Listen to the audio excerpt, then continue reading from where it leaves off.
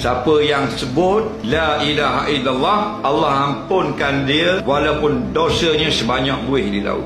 Cara nak amalnya begini. Malam nanti sebelum tidur, masa duduk kat katil, kita kata ini, astaghfirullah alladzi la ilaha illa huwal hayyul qayyum wa atubu ilaih 3 kali. Dosa seperti buih di laut, Allah ampun. Siapa kata? Nabi cakap tadi. Hadis riwayat Imam Tirmizi daripada Abu Sa'id Al-Khudri radhiyallahu anhu, Nabi sebut, man qala hina ya'wi ila firashihi astaghfirullah alladzi la ilaha illa huwal hayyul qayyum wa atubu ilaih salasa ghafarallahu lahu dzunubahu walau kana misla zabadil bahri atau kama qala rawahu Tirmizi. Barang siapa yang berkata ketika dia pergi kat katil nak tidur, maknanya nak tidur lah, dia pun kata astaghfirullah alladzi la ilaha illa huwal hayyul qayyum wa atubu ilaihi, maknanya aku minta ampun akan Allah yang tidak ada Tuhan melainkan Dia saja.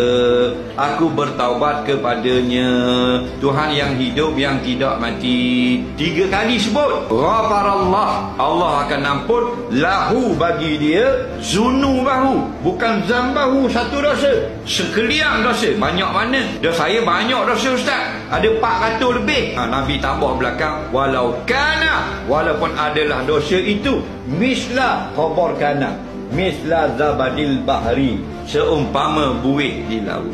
1 juta dosa, Allah